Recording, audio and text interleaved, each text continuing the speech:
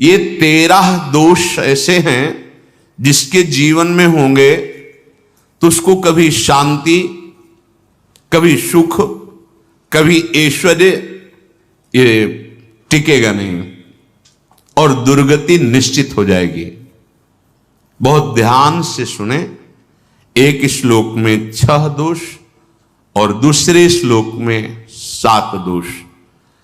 उपासक को कभी इन दोषों को अपने अंदर टिकने नहीं देना चाहिए। और जो संसार के मार्ग में चल रहे हैं, अगर इन दोषों में चलेंगे तो वो जो आपके पुण्य कर्मों से ऐश्वर्य है भी वो नष्ट हो जाएगा। आप दुख, चिंता, शोक से ग्रसित होकर बड़ा दुख में जीवन व्यतीत करेंगे और आपकी गति बिगड़ जाएगी, दुर्गति हो जाएगी। ये 13 लिख लो दिमाग में, डायरी में, क्योंकि ये नोट हो रहा है, आवाज डाली जाएगी। आप बार बार सुन, इनसे बचिए। अपनी बड़ाई, अपनी प्रशंसा कभी अपने मुख से नहीं करना, नहीं तो आपके पुण्य नष्ट हो जाएंगे, बुद्धि भ्रष्ट माने गिर जाएगी।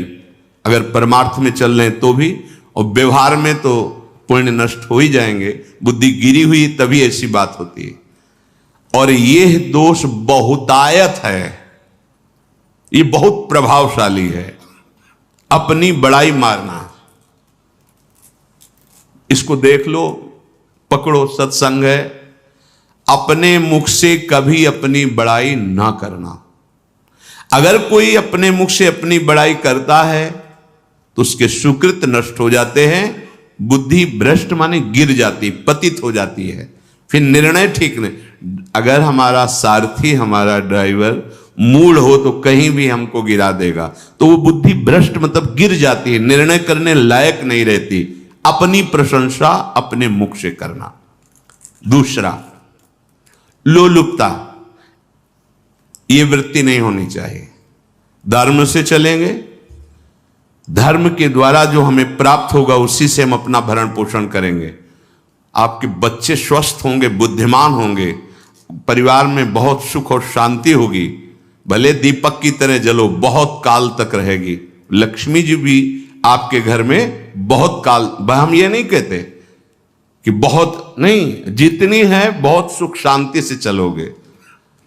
अगर लोलुपता करोगे, हिंसा, छल कपट, व्यभिचार, चोरी, ऐसे धन आ जाए, वो आएगा, लेकिन वो हाइलोजन की तरह आएगा, एकदम प्रकाश और फ्यूज, बिल्कुल अंधकार करके जाएगा। देख लेना, तुम्हारे जो सुख के हेतु हैं, तुम्हारा शरीर, तुम्हारे बच्चे, तुम्हारी पत्नी, तुम्हारा परिवार, उसको देख के तुम रात दिन जलोगे बिना आग के।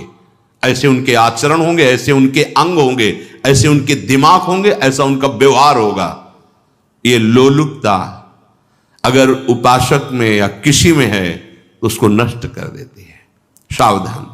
तीसरा, यदि आपका अपमान होता है तो आपको उसे सहन करना होगा, उससे आपके पाप नष्ट हो जाएंगे। जो तनिक सा भी अपमान होने पर बहुत क्रोध करके दूसरे का अपकार करने लगता है, ये आपका पतन करा देगा, ये आपको फंसा देगा, हृदय जलेगा, अर्थव्यवस्था नष्ट होगी, पूरा परिवार दुखी होगा। जरा सा अपमान की संभावना में आप किसी से भी भिड़ गए, किसी से भी, वो ये प्रवृत्ति आपका पतन कर देगी। और अगर आप सह गए तो आपका सहना उसके लिए आग बन जाएगा। उमा क्षमा साप होते भारी, तुम्हें दंड देने की जरूरत नहीं, उसका एक कर्म ही उसे दंड दे देगा। आप शांत हो जाइए, आप सत्संगी हैं, आप शांत रहिए। चौथा, निरंतर क्रोध और उसका चिंतन। बैठे बैठे बस द्वेषियों का चिंतन ही हो रहा है, अंदर क्रोध का चिंतन और द्वेषियों का चिंतन ही हो रहा है। द्वेष भरी बातें, द्वेष भरे क्रियाएं, उन्हीं का चिंतन करके जलते रहना क्रोध से। उपासक को तो क्रोध करना ही नहीं चाहिए, बहुत शांत। ठीक है, अभ्यास में कभी क्रोध हो सकता है, उसको फिर समन करो, अंदर से प्रायश्चित, जैसा कि अब गलती हुई, आगे नहीं करेंगे।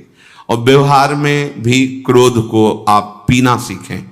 अगर बार बार आपका क्रोध प्रकट होता ही रहेगा, आपका स्वभाव बिगड़ जाएगा, आपके पुण्य नष्ट हो जाएंगे और आपका जीवन नष्ट हो जाएगा। देने वाला उतना दे देगा आपको, आनंदित रहो। पैसा खर्चा, सब पूरे जीवन का विध्वंस मचा दिया क्रोध ने। कहीं भी आप देखो, किसी से क्रोध करके देखो, फिर देखो तुम्हारा भजन चल रहा है, तुम्हारी वो आनंद वृत्ति है नहीं, जलोगे और वो जलन और गुस्सा दिलाएगी और वो बैठे बैठे जलो नहीं। ये क्रोध जो है, ये चाहे व्यवहार में हो चाहे परमार्थ में, दोनों की हानि करने वाला है। और आश्रित जनों की रक्षा ना करना। अगर कोई भाग कर आपके पास आ गया है, कोई पशु पक्षी या कोई मनुष्य, आपको चाहिए कि अब चाहे हमारे पहले प्राण जाएं, उसकी रक्षा करेंगे। सीवी जैसे तो कोई बिरले ही होते हैं, पर इतना जरूर ध्यान रहे, जैसे कोई पशु पक्षी किसी भय से आपकी सीमा के अंतर्गत आ गया है, अब उसकी रक्षा करनी है आपको। अगर आप स्वयं मार देते हैं या मरवा देते हैं, या आपके सुकृत नष्ट कर देगा, या आपकी दुर्गति का कारण बन जाएगा। और जो पाप कर्म उत्साहित होकर करते हैं, उपासक को तो बहुत सावधान रहना चाहिए, पर व्यवहार में भी जो नहीं करना चाहिए, अगर वो पाप कर्म आपके द्वारा मन में प्रेरित हो रहे हैं, संकल्प बन रहा है, क्रियाएं हो रही, दुर्गति पक्की, पुण्य नष्ट हो जाएंगे, दुख अशांति बढ़ती चली जाएगी, कभी शांति नहीं प्राप्त कर पाएंगे। ऐसा नहीं कि जो मन में आवे सो करें। पापाचरण निडर और उत्साहित होकर करना, अगर ऐसे लक्षण है, निश्चित दुर्गति होती है।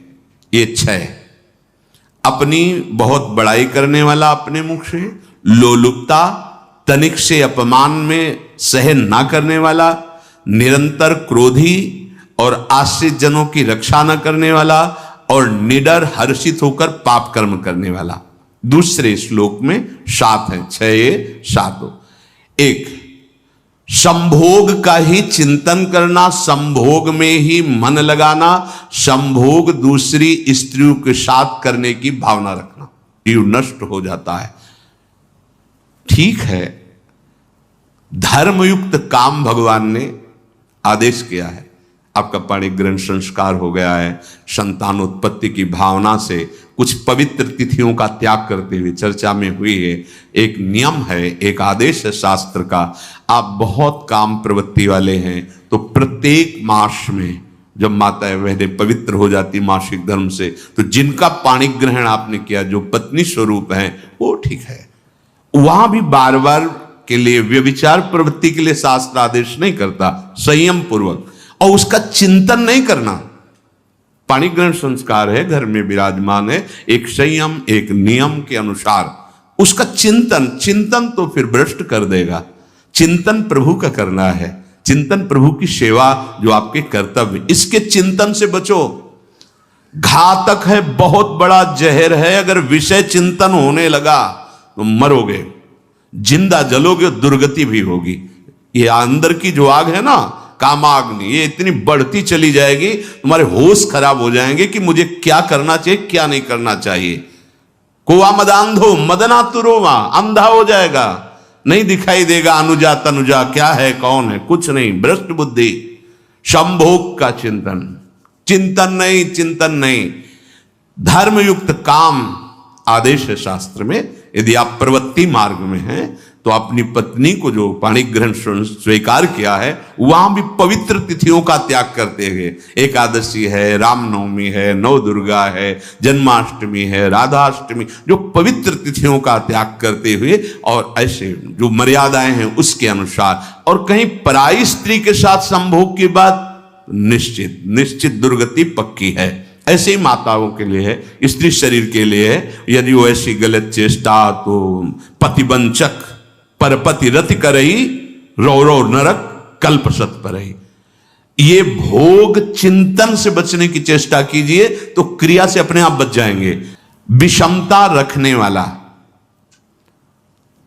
सबके साथ बर्ताव ऐसा कि मैं बहुत श्रेष्ठ हूं और दूसरे सब नहीं, ऐसा व्यवहार नहीं। सब भगवत स्वरूप हैं, समान व्यवहार। जैसे आपके भोजन है तो जो आप पा रहे हो वही सबको दीजिए। बैठने की व्यवस्था, उठने की व्यवस्था, क्रम बाय क्रम, पर उसको भी नीच भाव से मत देखिए। उस कोटि का उसको प्यार दीजिए, दुलार दीजिए, सम्मान दीजिए। इतनी विषमता ना फैलाते रहें अपने जीवन में कि आप सबके निंदा के पात्र बन जाए। विषमता नहीं, सबको प्यार। हाँ ठीक है, पुत्र का अलग प्यार है, भाई का अलग प्यार है, पिता का अलग प्यार है, पर हमारा व्यवहार प्रीति युक्त होना चाहिए, विषमता भरा नहीं होना चाहिए। अगर हमारे चित्त में विषमता ही रही तो संसार है, प्रभु नहीं है। जीत विषम संसार कीर्ति जग बिस्तरे। जो विषमता पर विजय प्राप्त कर लेता है वही भगवत प्राप्ति का अधिकारी। ये विषमता बहुत बड़ी हानि है। तीसरी बात, अत्यंत मानी होना। जहां आपके प्राण कमजोर होंगे, पुण्य नष्ट होगा, आयुश्री सब नष्ट होना है, ऐसे आचरण करवाएगा गुरुजनों के साथ, महापुरुषों के साथ। ये बहुत नीच प्रवृत्ति है। अत्यंत मान प्रियता, मुझे सम्मान मिले, उत्तम प्रवृत्ति है। सबको मान देना, स्वयं अमानी रहना। चौथा, दान देने की बात कह के मुकर जाना या दान देकर पश्चाताप करना। दे दिया है, बहुत जल रहे हो, दूसरे से वार्ता कर रहे हो कि पता नहीं क्या यार बुद्धि में हो गया, हमने उसको इतना कहा था, उतना दे दिया, क्यों दे दिया, ऐसा ऐसा, मतलब अंदर चिंतन करना, क्यों दे दे तो दिया। इसके बाद जो आपका ये जलन हो रही, पश्चाताप, सुकृत नष्ट हो रहे हैं। दान देकर पश्चाताप करना या दान देने की बात कह के मुकर जाना। जैसे आपने कह दिया आपको इतना इतना ऐसा, अब आप मुकर गए, ब्याज सहित तुम्हें देना होगा, ये तुम्हारी दुर्गति का कारण बन जाएगा। ऐसे ही नहीं बोलना चाहिए, बहुत होश से। वाणी एक अमोल है, जो कोई बोले जान, ये तराजू तौल के तब मुख बाहर आन। पांचवा, अत्यंत कृपण होना। ना परिवार को सुखी कर पा रहा, ना अपने को सुखी कर पा रहा है। एक एक सिक्का बैंक में जो मर गया। धन की वास्तविक गति यही है कि अपने परिवार को खूब उसकी अनुकूलता प्रदान करो, उसमें से कुछ हिस्सा किसी ऐसे को जिससे तुम्हें बदले में कुछ लेने की भावना ना हो। कोई साधु महात्मा, गाय, पशु, पक्षी, किसी भी जीव बीमार है, शरीरधारी, उसके जिससे कुछ कभी लेने की भावना ना हो, एहसान की भावना ना हो। सो धन धन्य प्रथम गति जाकी, धन्य हो गया उसका धन। अब वो कृपण का धन किसी काम में ना स्वसुख, ना परिवार के सुख, ना धर्म कार्यों में, व्यर्थ जीवन चला गया। उसी धन का चिंतन करना, उसी का संग्रह करना और उसी की रक्षा करते करते शरीर छोड़ देना। तलाओ धर्म, अर्थ, काम, मोक्ष। और जो बालक, स्त्री, पागल, असहाय, जो इनकी रक्षा न करके इनकी हानि करता है, दुर्गति निश्चित है।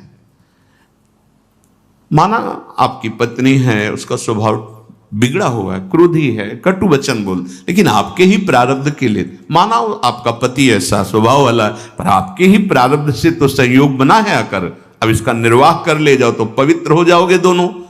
और अगर झगड़ा और लड़ाई और मारपीट और कहीं हिंसा आदि के रूप में उतर गए तो फिर और करनी बिगड़ गई। बालक है, आप उसको ज्ञान नहीं कि आप पवित्र है, कि आप पवित्र है, उसको ज्ञान नहीं कि आप उसके साथ व्यवहार अच्छा कर रहे हैं कि बुरा कर रहे हैं। रक्षा करनी है आपको, शोषण नहीं करना। कह रहे स्त्री, बालक और पागल, जिसे विक्षिप्त है, पागल है, आपको रक्षा करनी है। बन जाए तो उसको भोजन, ऐसा नहीं कि ईट मारो, उसको अपमानित करो। उसकी बुद्धि खराब है, प्रारब्धवशात खराब हो गई है, तो शास्त्र आज्ञा करता है स्त्री, बालक, जैसे पागल, विक्षिप्त आदि हैं, असहाय है, असमर्थ है, बूढ़ा है, वो आप सेवा भी करो तो वो गाली दे सकते हैं, उनकी बुद्धि बिगड़ गई। आपको उनको दंड नहीं देना, मारना नहीं है आपको। मान लो आपके बड़े बूढ़े बुजुर्ग जन हैं, आप सेवा भी कर रहे हो तो आपको कटु वचन बोल सकते हैं, आपकी निंदा कर सकते हैं, लेकिन आपको उनके साथ व्यवहार सद करना है। अगर आपने इन दोषों को स्वीकार किया तो निश्चित आपकी दुर्गति होगी, ना इस लोक में आपको शांति मिलेगी, ना परलोक में। इसलिए इन दोषों को बार बार सुन करके और हृदय में जांचो कि कहीं है तो नहीं, अगर है तो सत्संग, भजन बल, भगवत प्रार्थना के बल से इन दोषों का त्याग कर दो, जीवन मंगलमय हो जाएगा। से अगर अच्छी क्रियाओं को देख रहे हो कि प्रभु करा रहे, तो बुरी क्रियाओं का संकल्प ही नहीं उदय होगा। अहम गलित हो गया तो अहम में ही तो सारे विकार रहते हैं। हर समय प्रभु के सामने कृतज्ञ रहो। कितनी कृपा, क्या हमसे लेना है आपको, आप तो पूर्ण काम हो, हमें इतना दुलार कर रहे हो। बलिहारी प्रभु, वो बार बार मन उनके चरणों में लौटता रहता है। प्रभु का विधान सर्वज्ञता से पास हुआ है। वो खूब आगे की, पीछे की, मध्य की सब बात सोच करके उन्होंने आपके लिए विधान किया है। पहले से उन्होंने आपका उस समय मंगल विधान सुनिश्चित कर दिया है। कैसी भी परिस्थिति हो, कभी ऊबना मत, घबराना मत, अधीर मत होना, और अपने भगवत विश्वास में कमी मत आने देना। कैसी भी परिस्थिति हो, यह जरूरी है। उबना मत। बहुत हो गया कष्ट सहते सहते, कितना सहूं, नहीं। ये अगर ऐसा आ रहा है तो भी आप भगवद आश्रित नहीं हुए। नहीं, ऐसा आ ही नहीं सकता। बड़ा आनंद आता है कष्ट में, बड़ा आनंद आता है। पूरा का पूरा मन, इंद्रियां केवल प्रभु में होती, क्योंकि कष्ट में कोई विषय की इच्छा तो होती नहीं किसी को भी। भारी पीड़ा है तो सब उसी में होते। जिसने अभ्यास किया है भगवत चिंतन का, आश्रय है प्रभु का, तो कष्ट में भाग के कहां जाएगा, उसी में तो एकदम तन्मय हो जाता है मन, इंद्रिया। इस तरह हो, उनके भरोसे पर कभी, कई बार चर्चा की है प्रताप राय जी की। बचपन से भजन परायण थे, ईश्वर संपन्न घर था, भाई बहन सब खूब। कुछ दिनों बाद माता पिता पधार गए, पूरा अधिकार। ऐसे भजन में डूबे रहते कि उनका व्यापार था कि जैसे कोई धन लेने के लिए आया तो उसके लिए कुछ गिरवी रखना होता था, आभूषण आदि, और जितनी आवश्यकता है आप धन ले जाइए, और जब धन मिल जाए तो ब्याज से ही तो उसमें रख जाना और अपना सामान ले जाना। एक बक्सा रखा रहता था और वो आप माला लिए हर समय भजन करते रहे। बड़े वास्तविक आंतरिक वृत्ति से प्रभु में लगे थे। पर उनकी कुल परंपरा का यह व्यापार था। जैसे सदन जी की कुल परंपरा, तो कुछ गृहस्थ ऐसे महापुरुष जो अपने, भगवान भी कहते पर धर्मो भयावहा सुधर्मो निधनो श्रेया पर धर्म, वो जो वहां का काजी था उसने देखा कि बिना किसी प्रयत्न के बड़ा आनंद इनके चल रहा है, तो जलन होती। जो भगवत विरोधी जन, विमुख जन होते हैं तो जलन होती है। इसको दूसरे रूप में हम कह सकते हैं कि प्रभु अब उनके भजन का फल देना चाहते थे। दोनों बातें, परिणाम जान गए हैं इसलिए हम कह रहे हैं प्रभु उनके भजन का फल देना चाहते थे। और वो वर्तमान से देखो तो वो द्रोही थे, भगवत द्रोही जन। 3 लोगों ने काजी से मिलकर कहा बड़ा सुख लूट रहा है, हम जाके देखा है, बढ़िया काम बन जाए। वो देखता भी नहीं कि बक्से में क्या रखा गया। ठीक, तो कुछ कंकड़ ऐसे झोली में, पहले थैली टाइप की झोली होती, गए प्रणाम किया और कहा हमें 10,000 रुपए की आवश्यकता है, यहां लिखो दस्तखत, तारीख, दिन, और चेक भी नहीं कर। वो इतने विश्वास परायण भक्त थे, अभी तक ऐसा कुछ हुआ भी नहीं था। 10,000 रुपए दे।